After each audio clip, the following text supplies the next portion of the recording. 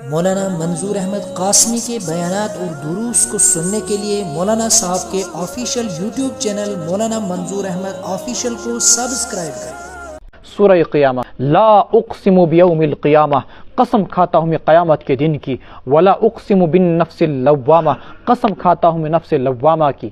آگے جواب قسم محذوف ہے کہ قیامت ضرور آ کر رہے گی۔ ایحسب الانسان، کیا انسان یہ خیال کرتا ہے الن نجمع عظامہ، ہم ہرگز اس کی ہڈیوں کو اکٹھا نہیں کریں گے؟ بلا، کیوں نہیں، ضرور ہم اکٹھا کریں گے۔ ہم تو قادر ہیں اس بات پر علی ان نسویہ بنانا، کہ اس کے پور پور کو درست کریں۔ بل یرید الانسان، بلکہ انسان یہ چاہتا ہے لیفجر امامہ، اپنی اگلی زندگی میں بھی نافرمانی کرے۔ یسأل ایان یوم القیامہ، پوچھتا ہے کہ کب ہوگا وہ قیامت کا دن۔ یہاں پر رب العالمین نے قیامت کی قسم کھائی اور نفس لوامہ کی قسم کھائی۔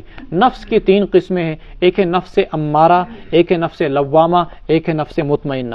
وما ابرئ نفسی ان النفس لامارۃ بالسوء کے تحت نفس امارہ کا تذکرہ آیا، یہاں پر نفس لوامہ کا تذکرہ آیا، اور سورہ فجر کے اندر نفس مطمئنہ کا تذکرہ آیا ہے، یا ایتھا النفس المطمئنہ۔ نفس امارہ کس کو بولتے ہیں؟ جو انسان کو ہر وقت گناہ کی طرف لے جائے۔ نماز پڑھو، دیو روز، گناہ کریں فوراً لپکتا ہے، چوری کریں لپکتا ہے، فلاں گناہ کریں لپکتا ہے انسان۔ تو امارہ اس نفس کو بولیں گے جو ہر وقت انسان کو گناہ کی طرف لے جائے۔ کس کی طرف؟ اس کو نفس امارہ بولتے ہیں۔ اور گناہ کا بہت زیادہ داعیہ دل کے اندر پیدا ہو، وہ گناہ کروں گا، یہ گناہ کروں گا، حرام کا پیسہ کھاؤں گا، رشوت کھاؤں گا، بدکاری کروں گا، یہ کروں گا، اس کو کیا بولتے ہیں؟ نفس امارہ۔ اور نفس لوامہ کیا ہوتا ہے کہ آہستہ آہستہ جب انسان توبہ کرتا ہے، استغفار کرتا ہے، قرآن کی تلاوت کرتا ہے، اللہ کا ذکر کثرت کے ساتھ لا الہ الا اللہ کا ورد کرتا ہے، نیک لوگوں کے ساتھ اٹھنا بیٹھنا رکھتا ہے، صلحاء کے ساتھ انسان، بزرگوں کے ساتھ، علماء کے ساتھ اپنا اٹھنا بیٹھنا رکھتا ہے، تو آہستہ آہستہ انسان کو برائی کا احساس ہونا شروع ہو جاتا ہے۔ سب سے زیادہ احساس کس کے ذریعے سے ہوتا ہے؟ استغفار کے ذریعے سے، اللہ تعالیٰ سے معافی مانگی جائے، اس سے انسان کو احساس ہونا شروع ہو جاتا ہے۔ گناہ کرنے کے بعد پھر انسان کو نفس ملامت کرنا شروع کر دیتا ہے، ضمیر ملامت کرنا شروع کر دیتا ہے، کیا ہو گیا تجھے، یہ گناہ نہیں کرنا چاہیے تھا۔ جس کو چوتھے سپارے میں باری تعالیٰ فرماتے ہیں والذین اذا فعلوا فاحشۃ، وہ متقی جن کے لیے میں نے جنت تیار کی ہے، وہ متقی جن کے لیے میں نے اپنی ساری نعمتیں تیار کر رکھی، ان کی یہ صفت ہے۔ اور آخر میں اللہ تعالیٰ ایک صفت بیان کرتے ہیں، جب وہ گناہ کا ارتکاب کر بیٹھتے ہیں، او ظلموا انفسهم، یا اپنے آپ پر ظلم کر بیٹھتے ہیں، ذکر اللہ، فوراً اللہ یاد آ جاتا ہے، فاستغفروا لذنوبہم، اللہ سے گناہ کی معافی مانگتے ہیں، ومن یغفر الذنوب الا اللہ، اور اللہ کے سوا گناہ کو اور کون بخش سکتا؟ کوئی نہیں بخش سکتا، ومن یغفر الذنوب الا اللہ۔ اور آگے فرماتے ہیں ولم یصروا علی ما فعلوا، جو گناہ ہو گیا پھر وہ نفس اتنا ملامت کرتا ہے ان کو کہ وہ اس گناہ کا وہ پھر بار بار اصرار نہیں کرتے ہیں، گناہ پر اصرار نہیں کرتے ہیں، بار بار گناہ کو نہیں کرتے ہیں۔ تو یہ نفس لوامہ ہے۔ کم سے کم اللہ تبارک و تعالیٰ سے نفس لوامہ تو مانگنا ہی چاہیے، کیونکہ یہ بھی غنیمت ہے، اللہ نے اس کی قسم کھائی تو مطلب یہ متبرک ہے، تبھی تو اللہ نے اس کی قسم کھائی، اور اللہ کو یہ نفس لوامہ بھی پسند ہے۔ پھر انسان کا مزاج بن جاتا ہے آہستہ آہستہ نیکی کرتے کرتے کرتے، کہ نیکی کا اتنا مزاج بن جاتا ہے کہ شریعت انسان کی فطرت بن جاتی ہے، پھر نیکیوں کی طرف دل لپکتا ہے اور گناہوں سے تقدر اور نفرت پیدا ہو جاتی ہے۔ یہ ہے نفس مطمئنہ۔ مولانا حاجی امداد اللہ مہاجر مکی رحمۃ اللہ علیہ نے مولانا رشید احمد گنگوہی رحمۃ اللہ علیہ سے پوچھا کہ اپنا کچھ حال لکھ کے بھیجو، کیا کنڈیشن ہے؟ فرمایا حضرت کچھ نہیں کہہ سکتا، بس صرف اتنا ہے کہ شریعت اور سنت مزاج بن گیا ہے، شریعت اور سنت مزاج بن گیا ہے۔ اگر شریعت اور سنت کے مطابق سامنے کوئی کام ہو تو دل خوش ہوتا ہے، خلاف شریعت کام ہو جاتا ہے کسی سے تو دل کے اندر شدید انقباض پیدا ہو جاتا ہے۔ فرمایا یہی تو نفس مطمئنہ ہے، اور یہی شریعت کے اندر مطلوب ہے، نفس مطمئنہ انسان کو حاصل ہو جائے۔ اللہ تعالیٰ آگے قسم کھا کے بیان کرتے ہیں، کیا یہ انسان کا خیال ہے کہ مرنے کے بعد میں تمہاری ہڈیوں کو جمع نہیں کروں گا؟ یہ تو چھوڑو، ہڈیاں بڑی موٹی چھوٹی ہیں، ان کو جمع کرنا کوئی مشکل نہیں۔ یہ انسان کا یہ چھوٹی سی انگلی آپ دیکھ رہے ہیں کتنی سی ہے آپ میں سے سب کی؟ دنیا میں زمین پر اس وقت 8 ارب انسان ہے، کسی انسان کا فنگر پرنٹ کسی کے ساتھ میچ نہیں ہوتا ہے۔ اس لیے آدھار کے اندر فنگر پرنٹ، اب تو شاید جلدی الیکشن کارڈ کے اندر فنگر پرنٹ، اور امیگریشن کے اندر فنگر پرنٹ، پاسپورٹ کے اندر فنگر پرنٹ، ساری چیزوں کے اندر فنگر پرنٹ۔ کیوں؟ یہ فنگر پرنٹ انسان کا کسی کے ساتھ میچ نہیں ہوتا۔ اللہ فرماتے ہیں تجھے پیدا کرنا تو کوئی مشکل کام نہیں، میں تو تیرا یہ فنگر پرنٹ بھی بعین ہی تجھے واپس کروں گا، بلا قادرین علی ان نسوی بنانا، ہم تو اس بات پر قادر ہیں کہ اس کے پور پور کو درست کریں، جیسا فنگر پرنٹ دنیا میں تھا یہی تجھ کو واپس کریں گے۔ اور انسانی وجود جب دوبارہ سے تعمیر ہوگا تو یہ سوچو نا کہ ارجاسن بدل مازیس بدل نہیں، یہی وجود ہوگا، یہی ہڈیاں ہوں گی، یہی گوشت ہوگا، اور اسی کو عذاب و ثواب بھی ملے گا۔ گناہ اس نے کیے تو ثواب بھی اسی کو، سزا بھی اسی کو، نیکی اس نے کی تو سزا بھی اسی کو ملے گی۔ بل یرید الانسان، بلکہ انسان چاہتا ہے کہ اپنی اگلی زندگی کے اندر نافرمانی کرے، لیفجر امامہ، پوچھتا ہے کہ کب ہوگا قیامت کے دن، اللہ تعالی قیامت کا دن۔ فاذا بریق البصر، اللہ تعالیٰ فرماتے ہیں پس جب نگاہیں پتھرا جائیں گی، وخسف القمر، چاند گہن ہو جائے گا، وجمع الشمس والقمر، چاند اور سورج کو ایک حالت پر اکٹھا کر دیا جائے گا، یعنی دونوں بے نور کر دیے جائیں گے۔ یقول الانسان، تو انسان اس دن کہہ اٹھے گا، یومئذ این المفر، کہاں ہے بھاگنے کی جگہ، کلا لا وزر، ہرگز نہیں کوئی بھاگنے کی جگہ نہیں، لا وزر کوئی جائے پناہ نہیں، الی ربک یومئذ المستقر، آج تیرے رب ہی کے پاس تیرا ٹھکانہ ہے۔ ینبأ الانسان، انسان کو بتلا دیا جائے گا اس دن، بما قدم، جو کچھ اس نے آگے بھیجا، واخر، اور جو کچھ اس نے پیچھے چھوڑا ہوگا۔ بل الانسان علی نفسہ بصیرہ، بلکہ انسان اپنی ذات کے بارے میں خوب آگاہ ہوگا، ولو القی معاذیرہ، خواہ وہ کتنے ہی بہانے بنائے۔ یہ قیامت کا دن ہوگا، انسان اس وقت چاہے گا نافرمان کہ میں کہیں پر راہ فرار اختیار کروں، جب چاند بے نور ہو جائے گا اور سورج اور چاند کو دونوں کو ایک حالت پر اکٹھا کر دیا جائے گا، یعنی دونوں کی روشنی چھین لی جائے گی، پھر کیا ہوگا، اذا الشمس کورت، جب سورج بے نور کر دیا جائے گا، واذا الکواکب انتثرت، جب ستارے جھڑ جائیں گے، خسف القمر، چاند کی روشنی بھی ختم۔ تو میدان حشر کے اندر میں نے آپ کو چند دن پہلے بتایا تھا، ایک وقت ایسا آئے گا کہ چاروں طرف تاریکی تاریکی ہوگی، پھر جنتی لوگ اپنے اعمال کی روشنی میں جنت کی طرف کا سفر کریں گے، جبکہ منافقین وہیں پر تاریکی کے اندر رہ جائیں گے، اور جو یہود و نصارہ ہوں گے، ہنود ہوں گے، باقی مشرک ہوں گے، کافر ہوں گے، وہ سب کے سب جہنم کے اندر ڈال دیے جائیں گے۔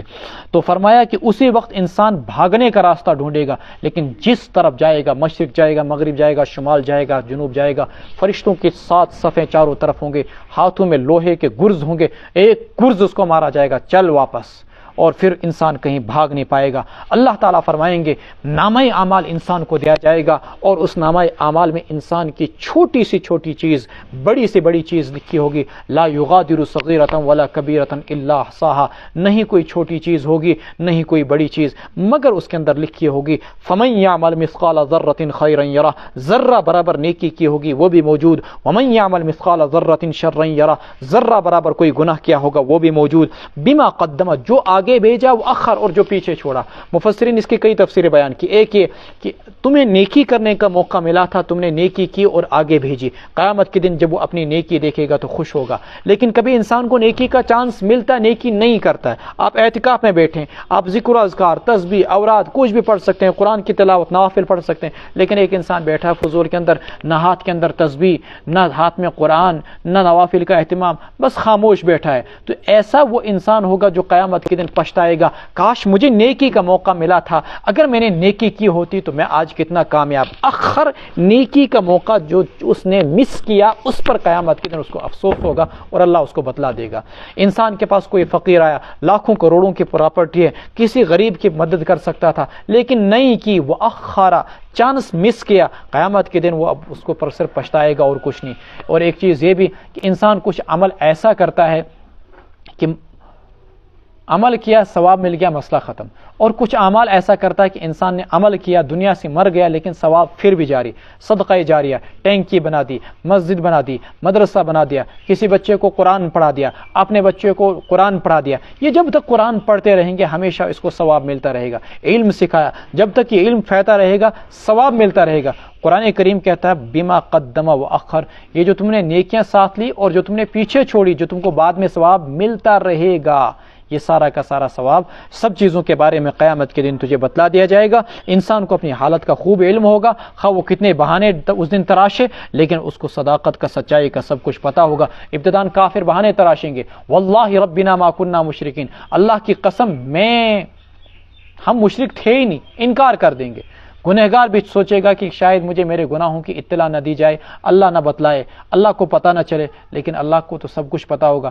بہانے کرے گا لیکن بہانے کام نہیں آئیں گے۔ وَلَوْ أَلْقَى مَعَاذِيرَ لَا تُحَرِّكْ بِهِ لِسَانَكَ، اس قرآن کی تلاوت کرتے وقت آپ زبان کو نہ ہلائیے جلدی جلدی یاد کرنے کے لیے، لِتَعْجَلَ بِهِ إِنَّ عَلَيْنَا جَمْعَهُ، اس قرآن کو جمع کرنا، وَقُرْآنَهُ، اور اس کو پڑھانا، یہ ہماری ذمہ داری ہے۔ فَإِذَا قَرَأْنَاهُ، پھر جب ہم اس کو پڑھ لیں، فَاتَّبِعْ قرآنہ، تو اس پڑھنے کی آپ اتباع کیجئے، ثُمَّ إِنَّ عَلَيْنَا بَيَانَهُ، پھر ہماری ذمہ داری ہے اس کی وضاحت۔ دیکھیں اللہ کے نبی علیہ الصلوۃ والسلام پر جب وحی اترتی تھی اور جبریل امین اللہ کا کلام آپ کو سناتے تھے تو رسول اللہ صلی اللہ علیہ وسلم بھی جلدی جلدی جبریل امین کے ساتھ پڑھنا شروع کر دیتے تھے، اس ڈر سے مبادا کہیں میں بھول نہ جاؤں بعد میں۔ تو اللہ تبارک و تعالیٰ نے فرمایا اے پیغمبر آپ کو گھبرانے کی ضرورت نہیں، آپ بس توجہ سے غور سے سنتے رہیں، اس قرآن کو آپ کے سینے میں محفوظ کرنا، اس کو آپ کی زبان سے جاری کرنا، یہ ہمارا کام ہے۔ ان علینا جمعہ وقرآنہ فاذا قرأناہ، جب ہم پڑھ لیں یعنی جبریل امین پڑھ لیں، فاتبع قرآنہ، تو اس کے بعد آپ پڑھیں۔ بہت سارے علماء نے اسے مسئلہ نکالا، فرمایا کہ کہیں لوگ تم امامت سیت پڑھی سورہ فاتحہ، بہت سارے لوگ بولتے ہیں امام شافعی کا مسلک ہے قرات خلف الامام کی جائے، امام کے ساتھ سورہ فاتحہ پڑھا جائے، اور یہاں پر اللہ تبارک و تعالیٰ اپنے نبی کو کہہ رہے ہیں کہ جبریل کے ساتھ قرآن جب وہ فارغ ہو جائیں پھر تم پڑھو، تو کہتے ہیں کہ قرآن قرات خلف الامام ثابت اس نہیں ہے، وہ اس آیت سے استدلال کرتے ہیں۔ بہرحال ثم ان علینا بیانہ، پھر یہ بھی چیز بتلائی گئی کہ تم نے تو پڑھ لیا، اب اس قرآن کے معنی کی وضاحت، تشریح، تفہیم، سمجھانا اور اس کا مفہوم آپ کے دل و دماغ میں ڈالنا، یہ بھی ہماری ذمہ داری ہے۔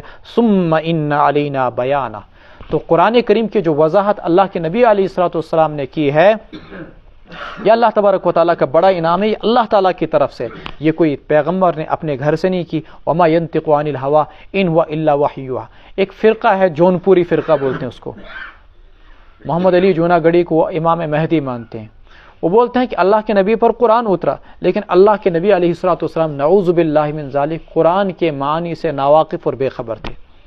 قرآن کریم کی تشریح علی جوناگڑھی پر اتری، اور قرآن کے مبین اور مفسر اور قرآن کریم کے معنی کو جاننے والے امام مہدی ان کے الفاظ میں وہ امام مہدی ان کو بولتے ہیں، علی جوناگڑھی ہے۔ اللہ کے نبی علیہ الصلوۃ والسلام کو قرآن کے معنی کی کوئی وضاحت معلوم نہیں تھی، حالانکہ قرآن کی آیت صاحب بتا رہی ہے کہ آپ کی زبان سے قرآن کے معنی کی تشریح کرنا یہ ہماری ذمہ داری ہے۔ کلا بل تحبون العاجلہ، ہرگز نہیں، بلکہ تم لوگ العاجلہ دنیا کو پسند کرتے ہو، جلدی والی چیز کو پسند کرتے ہو، وتذرون الآخرہ، اور آخرت کو پس پش چھوڑ دیتے ہو، یعنی دنیا کے بارے میں تم دولت کے لیے لپکتے ہو، آخرت کے لیے اعمال اور صدقات ذخیرہ اور سٹاک نہیں کرتے ہو۔ قیامت کا دن ہوگا، وجوہ یومئذ ناظرہ، بہت سارے چہرے اس دن سرسبز و شاداب ہوں گے، چمکتے اور دمکتے ہوں گے، الی ربها ناظرہ، اپنے رب کا دیدار کر رہے ہوں گے، ووجوہ یومئذ باصرہ، بہت سارے چہرے اس دن اداس ہوں گے، تظن، وہ یہ خیال کر رہے ہوں گے، ان یفعل بها فاقرہ، کہ ان کے ساتھ کمر توڑ معاملہ کیا جائے گا۔ یہ قیامت کا دن ہوگا، اللہ تعالیٰ کا دیدار اہل ایمان کو ہر جمعہ کے دن حاصل ہوگا، عام مومنوں کو، اور خواص کو تو ہر دن صبح اور شام اللہ تبارک و تعالیٰ کا دیدار حاصل ہوگا۔ اور حدیث میں آتا ہے اللہ کے دیدار سے بڑھ کر آخرت کی کوئی نعمت نہیں ہوگی۔ للذین احسنوا الحسنى وزیادہ، جن لوگوں نے اچھے کام کیے، ایک تو اللہ تعالیٰ کے ہاں ان کے لیے الحسنى جنت ہے، بہترین جنت، وزیادہ، اور ایک اضافی چیز، وہ اضافی چیز کیا ہے؟ دیدار خداوندی، دیدار خداوندی حاصل ہوگا کن کو؟ اللہ تعالیٰ کے نیک صلحاء کو، متقیوں کو، اور اللہ تعالیٰ کے دوستوں کو۔ وجوہ یومئذ ناظرہ الی ربها ناظرہ، دپن یم اہل ایمان آسن یم پن رب العالمینس اچھن اچھنی سجدس مز بسِتھ، اللہ تعالیٰ ہم سب کو بھی سجدے میں گرائے، خوش نصیب ہوں گے لوگ۔ تو اللہ تعالیٰ کہیں گے میرے بندو کھڑے ہو جاؤ، آج عبادت کا دن نہیں، آج عبادت کا دن نہیں، آج تو انعام کا دن ہے، آج تو تمہارے ساتھ باتیں ہوں گی، آج تم کو جنت کی نعمتیں کھلائی جائیں گی۔ وجوہ یومئذ باصرہ، کچھ چہرے ایسے ہوں گے جو اداس ہوں گے، کون؟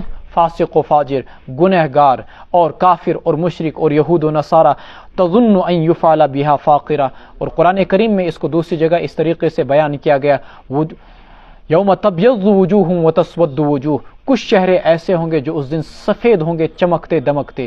اور سورہ عبس کے اندر بیان کیا گیا ضاحکۃ مستبشرہ، خوش و خرم، ہنستے تبسم والے، مسکراہٹ والے، ایسے بھی کچھ لوگ ہوں گے، اور کچھ بدنصیب ایسے ہوں گے کہ ان کے چہروں پر ایسی سیاہی چھائی ہوگی ترحقها قطرہ، جیسے کہ تارکول لیپ دیا گیا ہو ان پر. ایسے کچھ بد نصیب ہوں گے. وجوہ یومئذ باسرہ، اداس بیٹھے ہوں گے.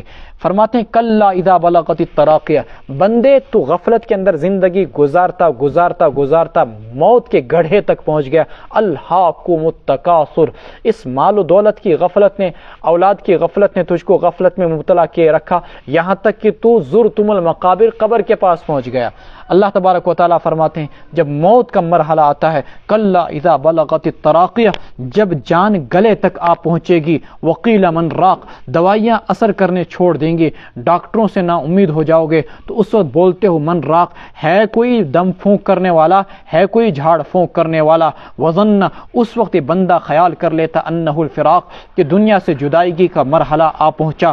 والتفت الساق بالساق، اب پنڈلی کو پنڈلی کے ساتھ جوڑ دیا جائے گا، پنڈلی پنڈلی کے ساتھ جڑ گئی. الی ربک یومئذ المساق، اب تجھے تیرے رب ہی کے پاس جانا ہے. اللہ تبارک و تعالیٰ اس مرحلے کی ہولناکی سے ہم سب کی حفاظت فرمائے. جب موت آتی ہے نا، پھر ڈاکٹر کام نہیں آتے، پھر جھاڑ پھونک کرنے والے کام نہیں آتے، پھر مولوی صاحب کام نہیں آتا، کوئی موت کو نہیں روک پاتا. ظن انہ الفراق، انسان یہ خیال کر بیٹھتا ہے کہ اب دنیا سے رخصتی کا وقت آ گیا، اب بیوی سے علیحدگی کا وقت آ گیا، اب بچوں کو چھوڑنے کا وقت آ گیا، اب کبھی واپسی نہیں ہوگی.